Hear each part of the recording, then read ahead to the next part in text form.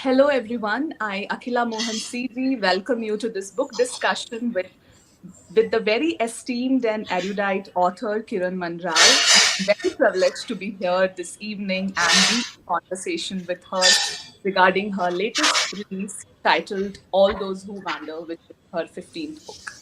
Kiran Manral published her first book, The Reluctant Detective, in 2011. Since then, she has published books across genres.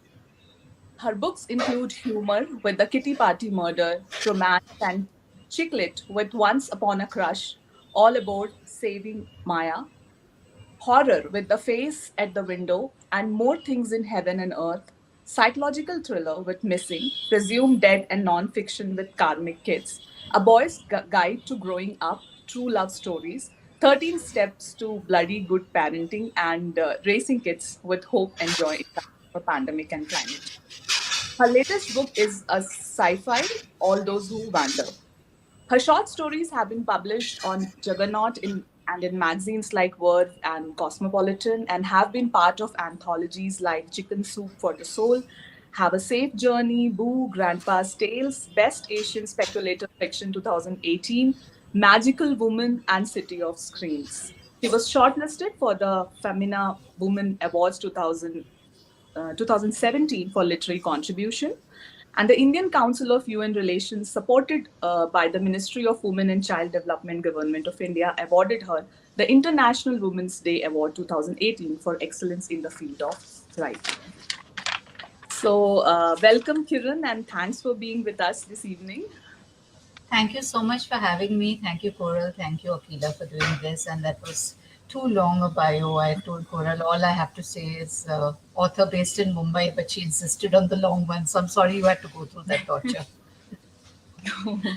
It's a really privilege to have you. So Kiran, I'm a huge fan of the paranormal, and your book, All Those Who Wander, touches upon that while venturing into a time travel sci-fi. Now, other than the brilliant story and your language, which is very, very lyrical, the title of the book gave me jitters when I picked it up. So I must show you the book and the cover. So this is the book, All Those Who Wander. And may I begin right with the beginning? Please tell us the story behind choosing the title. So the title, as you know, is from a J.R.R. Tolkien quote from The Lord of the Rings, all those who wander, not all those who wander are lost. That's said by a character called Aragorn in the series, and he is there's a long backstory to it, and people who have read the book and seen the series know about it. So I won't get into it here. But basically, it is about travelers, and it is about people who are searching for something, and whatever Aragorn is searching for his rightful place. He's the ranger when this line is said. Was it said by Aragorn or was it said by Gandalf? Now I'm losing my anyway. So so this is a quote that stayed with me, and I have tried in my past few books to pay a little tribute, however I can, to the authors whom I love. So you have More Things in Heaven and Earth, which comes from Shakespeare. You have Rising, which comes from Maya Angelou. Now you have All Those Who Wander, which comes from Tolkien. So that is the story, and I thought it fitted in beautifully with the premise of the book, which is wandering back and forth into time and space, universes, not space actually. Right. So writing is very unconventional in the way that it doesn't follow a very rigid structure. It doesn't follow a beginning, middle, and end story structure. It is non-linear. And it very much resonates with the themes you have covered, like the time loop and the corresponding stage in which the character dwells at different times. You have crafted a tone for your theme, as we were discussing before. It is like a long drawn melody. So, how do you pick up or decide on the suitable narrative styles to follow while writing different stories? That's a tough question, Akhila. I honestly don't know. I am one of those writers who can never explain why I did a certain thing. It just Yeah, happens instinctively. yeah, You write a story and you have a particular character in mind, and then you have that character in a place and time and universe, and it just sort of flows from there. I think right. what I do is I write the basic structure of each person's story, and then I try to fit it all together. So these are multiple stories, right? Hmm. And then the tones come in, they get rewritten a lot, Akila, so that they fall true. It's not the first time, it's not the first writing that will make it work. So I go over it again and again and again, maybe 10 times, 15 times, until it all sort of fits in perfectly like a jigsaw puzzle. How do I decide? I don't decide. It's on the rewriting that things become clearer to me. So some stories weren't like that at the first draft, and they're completely different in the last when I finally ended it and said I can't tinker with it anymore. And as a writer, you're a creative person as well. You know that you are never Yeah. satisfied with what is down on paper. You want to keep improving it. It's like that famous meme, na, where you have that the charcoal sketch of the Arabian stallion and the line drawing at the side in a Yeah. child's line drawing of a horse, and they're two halves of a picture. So the Arabian stallion drawn exquisitely by a master is the story in your head, and the True. line drawing at the side is what finally comes out as the actual manuscript. So I think we are all working on that line drawing, trying to refine it and trying to make it better. I'm sure uh, this kind of a book I could not have given a linear structure, right? Right. This Hmm. book just wouldn't work in a linear structure because it is so dissonant, and that sense of displacement had to be there throughout the book, because I mean, not just the characters, even the reader. I wanted the reader to have that sense of displacement and unease as to where are we, what is happening, is she in the right place, is this familiar, little details. I mean, a room is different, a bed is different, the parents are different, they're the same but they're different, everything is slightly different. So that sense of unease and dissonance I could not get in a linear narrative. I had to sort of True. shake things around a bit. Yeah. I So don't know if everything. that answers your question, but Yeah. that's how it is. Yeah, I can sense that because I'm reading that book. So, like, everything is in sync, the tone, the narrative structure, and everything to bring out that feel of the scene. So, like, one thing which is very interesting in the book is the various faces of the protagonist, which is very unique. Like, there are multiple voices from Anna and Naina to Sukanya. So, all from different life stages. This was again something very unconventional, and because at every life stage the same story sounds different. And how did you come up with the idea? Is there any particular inspiration or moment that sparked it to incorporate this kind of I think multiple? when you reach the age of 51, almost 52, you sort of look back at your life, right? And you see the girl you used to be, and the young woman you were, and the mother you were, and you look at the various stages in life, and in your head, you're still the 20 something, and you look in the mirror and say, oh my god, that's gray hair, that's wrinkles, that's fat, that's cellulite, what happened to me, who's this person? So you, as an essence, you don't change, you are unchanged. But Um, until you get mature as a child, from the time you're a child till you attain maturity, you sort of, in your head, you're stuck at that hmm, self-image, so to speak, within your head. And whatever gets added on is layered onto that particular core of yourself. I think I took that core of Anna hmm, and then revisited various selves. Uh, an 8-year old, an older woman, somebody interesting. who's really so old that she doesn't have a sense of how old she is. So I think there's no incident or no inspiration. I just wanted to examine, and all my books have done that. I've looked at women at different ages. So in Missing Presumed Dead, she's a 40 something. In The Face at the Window, she's a seven. My protagonist is a 78-year-old. In other books, they are 30 plus. So I'm never stuck to. a certain age for a protagonist. I'd like to explore different ages. So I think that's basically Yeah, that. You looking at a woman from different life stages. that's very interesting. That adds a lot of, multiplicity in your protagonists, and that's interesting. So, your prose, as I said before, your prose has an element of lyricality and poise at the same time. So, despite being a genre based fiction, the language takes us through the story in a very literal sense. So, I would love to know how you believe in employing language as a tool of storytelling. So, the language was very interesting while I was reading the story. How do I use language? Akira, you're throwing me off with very interesting questions because these are not things I think through. I just write. My job is just to write, and I am not thinking that I'm going to use language in this way and I'm going to use language in that way. Obviously, a certain kind of book will require a certain kind of language. When I'm writing a book like The Reluctant Detective or The Kitty Party Murder or All Aboard or Once Upon a Crush, those are light, frothy books, and the language will be easy, fun, funny, humorous, witty. When I'm writing The Face at the Window, Missing Presumed Dead, More Things in Heaven and Earth, these are books which are a little more serious. The tone, the premise is serious. There's mental illness, there's illegitimacy, there is um, a search for identity, there is widowhood, there's grief, there's bereavement. They require different. They require a different tone and a different voice, and they require to be treated with the gravitas that they deserve.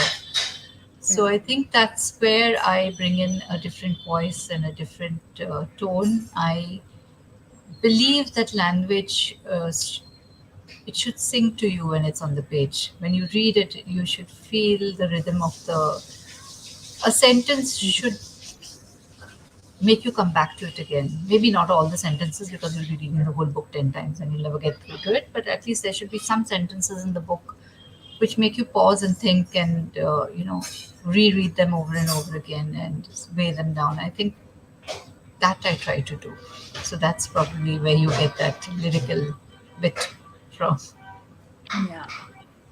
So, coming back to the language again, so do you believe in punching the words in the dialogues to emphasize or to bring a local feel, or because of any other reason? No, I think if And it's needed, it's needed. I mean, I think the only place I've used vernacular is where her house help Goritai is talking in the book.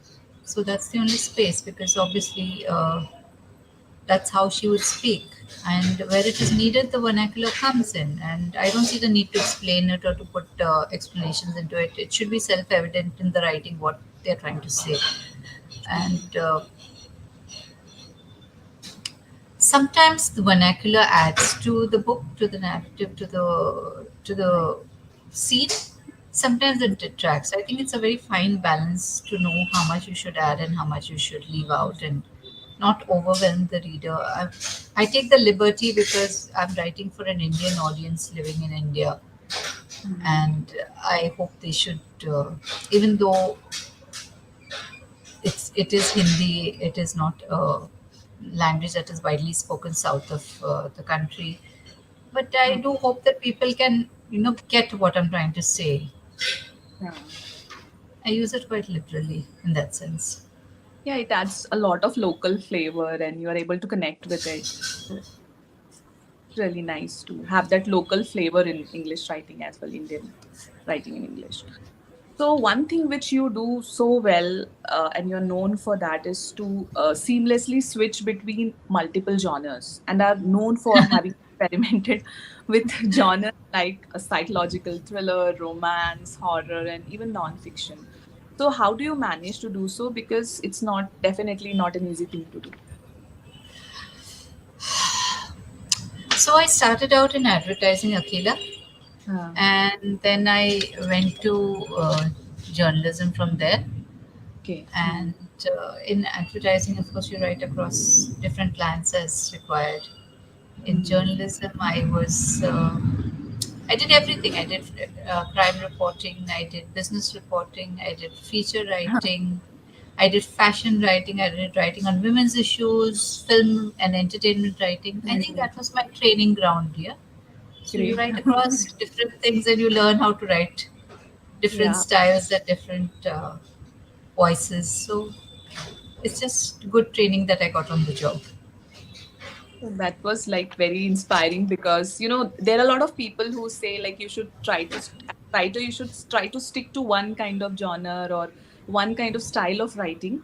But it was really good to hear that so much of experience can add on to like it can add value to your writing. So I don't know. I think my publishers would be happy if I stuck to one kind of writing because it becomes very easy to slot you, no? As an yeah, author. you have to This one writes horror, this one writes thriller, this one do writes romance, this one right. writes Yeah. historical fiction. So Hmm. it's easy to know that when the next book is coming out, you can put that person on this particular shelf. With, you know what to expect as a publisher, as a reader. Uh, My kind of writing is a little unsettling, but I'm glad to see somebody like Chitra Banerjee Divakaruni also doing that. She's been uh, shifting across genres for a while, and she's done it brilliantly. She's written mythological fiction, she's written historical fiction, she's written Independence Now, which is a beautiful historical fiction. She wrote the story of Rani Chindan. hmm. Overall, herself has been shifting between genres. She's written Rasya, which was a dance-based romance. She's written a funny book. She's written a non-fiction with Shah Rukh Khan, and now she's doing a wonderful Panchkanya series. So I think we Hmm. women tend to experiment a lot and write across Yeah, genres. yeah, and yeah, agree. And so, like, Kiran, you are like the best-selling author of 15 books now. And at your level, what is the most important skill of an author? Is it still the craft, or that has become easy by now for you? And other than the craft of patience or consistency or understanding the modern market or something, what do you think? Okay, the best-selling tag is applicable only for a couple of books. Let me just make that very clear. Not all my books go into best-selling. Although I would like them to, but it's okay. I'll take what I get. um, what is the most important thing? I honestly don't know. I'll tell you what I believe in. I believe in working on each book with the ambition that it should be better than my previous one. Yeah. My I would like to think that there has been a progression from my earliest books to my latest release, and that the growth in me as a writer is evident in that. That is Mm. my only ambition when I write a book. That when Yeah. somebody reads a book, each time it shouldn't be like, oh God, she's rehashing the same old thing, and she's taking the Mm. same formula and churning it over and over again. No, I mean I would get bored of that, so why would I inflict that on a reader? So it's Mm. definitely craft, it's definitely skill, it's definitely trying to find new stories to tell. Marketing is very important, and I'm hopeless at it. Uh, Creative, I'm a I, creative person. Yeah. I find it very embarrassing to keep putting out, keep buying my book, buy Yeah. my book, but it's a necessary evil, and we all have to do it in this day and age. My Mm. editor Tamil has just released a wonderful interview with Books First, where she talks about how marketing has become so important today. Um, Mm. more than I think more than the writing, it's the right marketing that gets a lot of books to sell, which is Mm. uh, The which is reality. a sad truth today. True. So Yeah. I mean, no qualms about it, but it's fine. Mm. Um, Having said that, I believe that marketing cannot get you the most important uh, medium, Mm. which is good word of mouth. Good word of mouth can Yeah. only come from writing well. So it's only when one reader tells another reader, "Have you read this book? It's fabulous." No amount Exactly. of money can, no amount of advertising can buy that. All the hype, I mean, sometimes you pick up much hyped books and you see them talked Mm. about everywhere, There's a lot of it's being pushed at you every time you open Amazon and whatever. But when you read few pages of it and you wonder, what the hell? Mm. Like, give me my money and my time back. So, Yeah. will it last? 10 years later, will somebody pick up your book and still want to read it? I think that's the true test of a good book. And I hope people are reading my books 10 years down the line. Yeah, and they are recommending a lot for sure. I know that. Word of mouth is definitely there because I personally heard a lot about You your did. writing. Yeah, yeah. So, Thank you. That's good to know. yeah. So, as you said, that maybe you're not that very comfortable with marketing. So, but there were a lot of recommendations about your book and you as an author. So, I think that's great.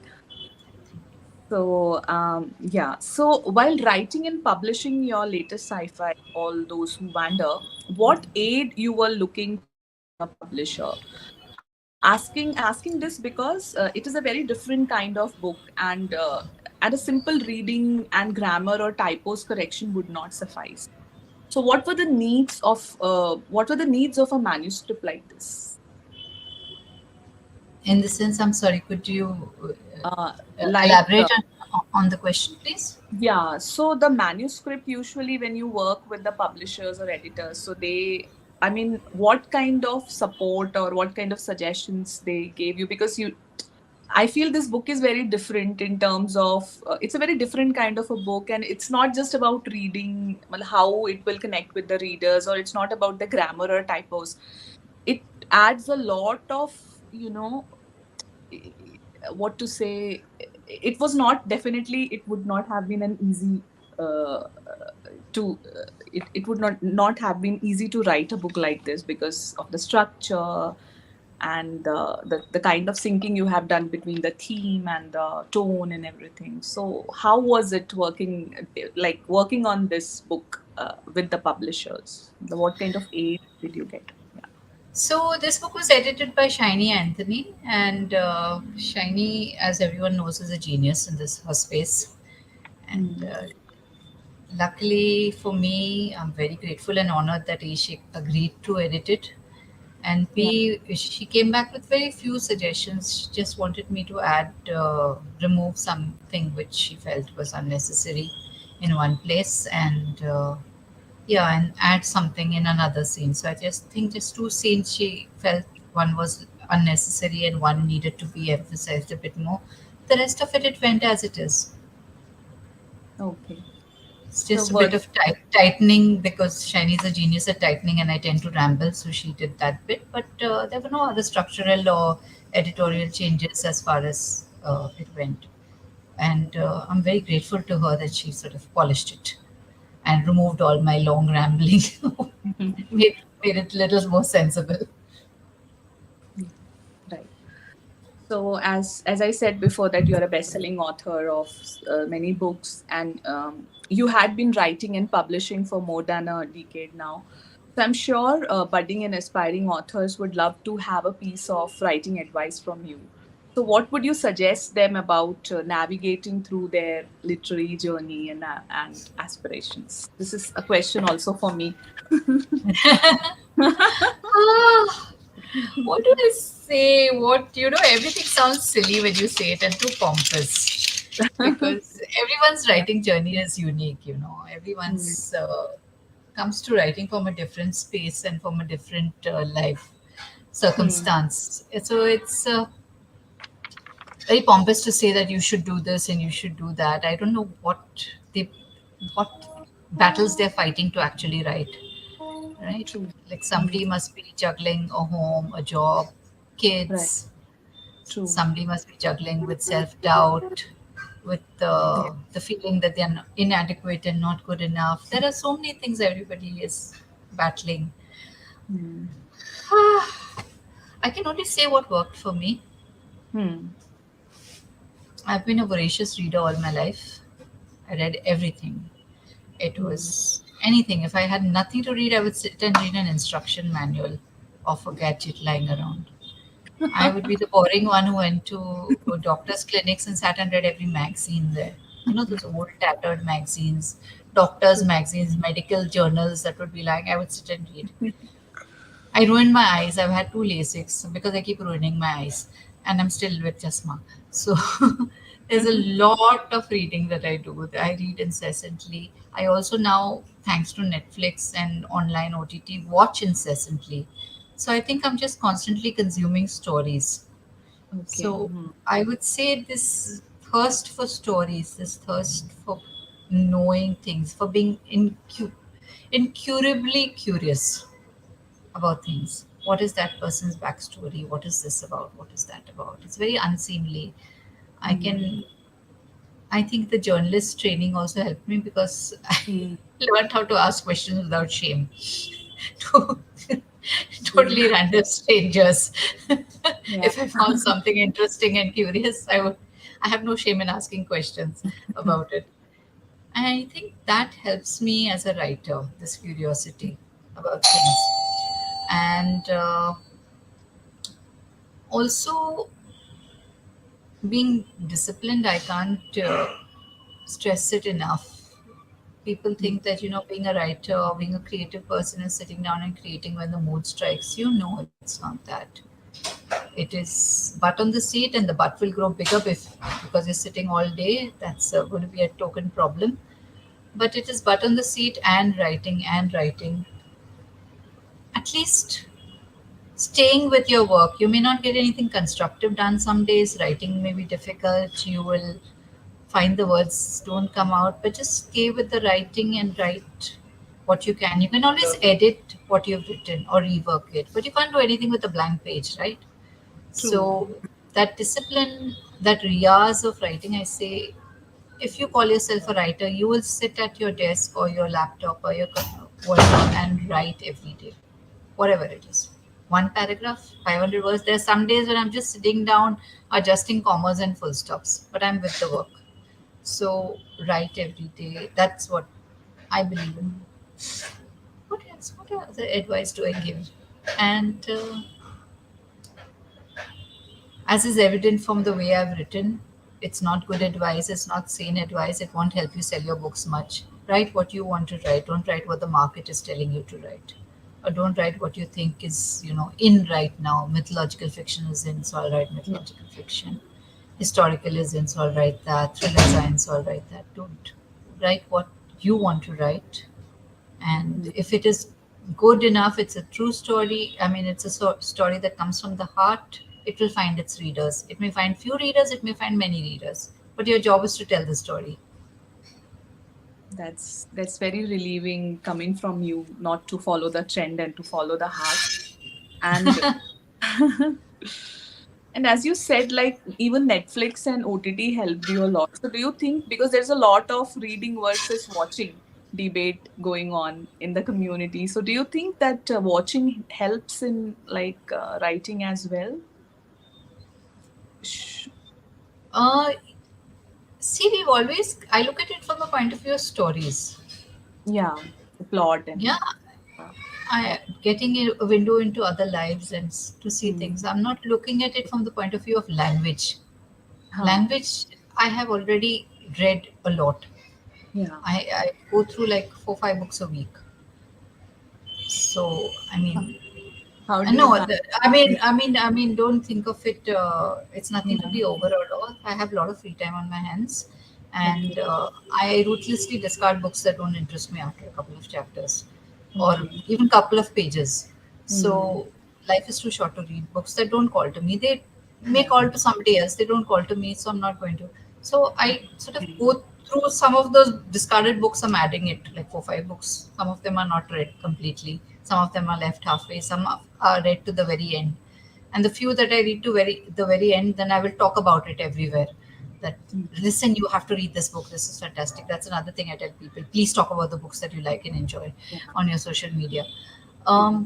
So I'm not reading for language or to develop language skills. I mean, I really appreciate a well-written book or a well-written Hmm. article, but I'm reading to get stories. I'm watching to get Hmm. stories. I'm Hmm. devouring stories of human beings. I think that's why I watch. So my purpose is different. But if you're starting out and if you are trying to Hmm. write your early books or first book or your first pieces, I recommend reading over watching, because reading will Yeah. definitely give you a sense of structure, style, rhythm, Hmm. language, how to plot, how to pace, how to develop your narrative, when to put in your arcs, when to put your tense moments, when to have a Hmm. cliffhanger, all those things, all the structural things. I think that only comes from reading a lot. You can, of course, go to workshops and classes, but your best teacher is reading. Reading. True. So, also, please tell us about the new projects in your pipeline. If you have any, you're working on any project right So I have two commissioned non-fictions which I'm working on, and Rising has a sequel commission. So 30 more women will be profiled in Rising 2. The other one is another non-fiction also about women, now. and so there is a slight weighing towards non-fiction at the moment, and I keep tinkering around with fiction, writing my rubbish, I call it, and I never know what will become a manuscript. So there are Hmm. bits and pieces, there are short stories, and there is a Okay. first draft of something, and there is a draft of Kanan Mera, K Mera, Hmm. K4. So Kitty Ah. Party Murder and Reluctant Detective have happened. The K3 is already with the publisher. So K4 is almost written and ready, and I have to sort of finish it. I don't know who wants it, but anyway, I'm writing it. Hmm. So there are multiple books happening. It's never like you're working on one book and it Yeah. finishes and then you start on the next. So you're writing one book, you're researching one book, you're editing one book, you're sort of you Hmm. have the idea, the drafts of something else, and you're jotting down notes. It's all a continuous process. It's maybe that's why I write in multiple genres. I'm doing too much together.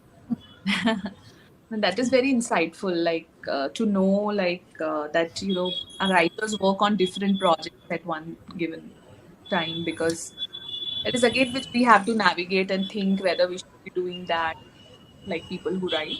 But that was No, helpful. it's different for everyone, Akila. I think not Yeah. everyone would be comfortable with something like this. It Yeah. just depends on your mindset and how you are. If you're the kind who likes to be focused and work on one project only, you should do Hmm. that, because that is how you work, and that is how your mind functions. And it might not function well with being scattered like I am. But I'm naturally a very scattered person. So it works beautifully for me. I like to write multiple things and to do multiple things at the same time. Right. So, so Kiran, thank you so much for being with us this evening and for your time, insightful conversation. Thank you. Thanks a lot. Thank you. Thank you. I think Coral has asked you a question. Anyway, do you want to take that, Akila, in the Okay, chat? I'm just checking the chat.